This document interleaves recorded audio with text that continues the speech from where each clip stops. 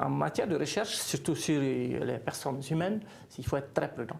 Donc, bon, quelle que soit l'innocuité de ce dont nous disposons.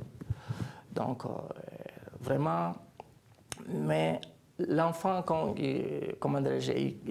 chaque fois, quand il est content, il fait la crise, il est mécontent, il fait la crise. Donc, c'était des choses que chaque fois, il me parlait de ça, tout. Bon, j'ai essayé de réfléchir, de mettre un protocole en la matière. Donc, quand j'ai mis les protocoles, il est venu, les membres de sa famille sont venus me voir pour me dire que l'enfant est en crise. Donc, il veut que moi je vienne. Donc, moi je passais pour lui dire qu'on va reporter encore, mais un enfant qui est en danger, il n'y a pas d'autre solution. Oui. Le milieu traditionnel, il a épuisé. Le milieu moderne, technologie médicale, il a épuisé. Donc, il fallait faire quelque chose. Donc, c'est ainsi que le protocole que j'avais élaboré, je l'ai appliqué. Mais vous n'êtes pas à la base médecin? Non, je ne suis pas médecin.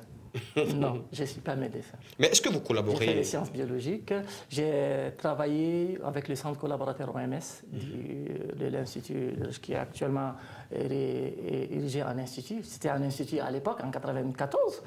Et pour valider, parce qu'il faut quand même, quand on pratique, il faut avoir les outils pour pouvoir pratiquer. Donc, les premiers travaux que j'ai eu à faire, j'ai travaillé au niveau de la clinique 4 mois durant, où je recevais mes malades. Voilà. Ils ont une clinique au sein de l'Institut, qui est un centre collaborateur qui était à Dar Salam à l'époque, avec le professeur Feu Haruna Keita.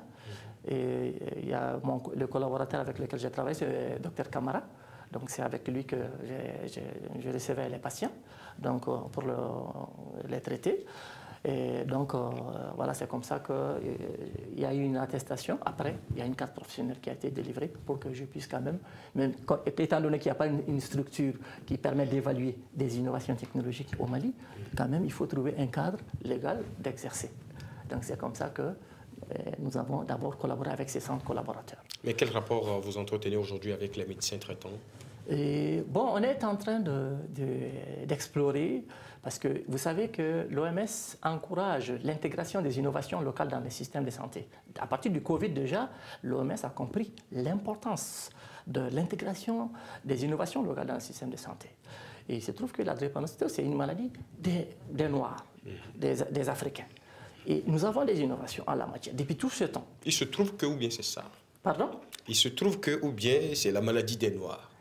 Bon, il se trouve que c'est la maladie des Noirs. Parce que, bon, parce que vous n'avez pas encore vu un blanc manifester cette maladie?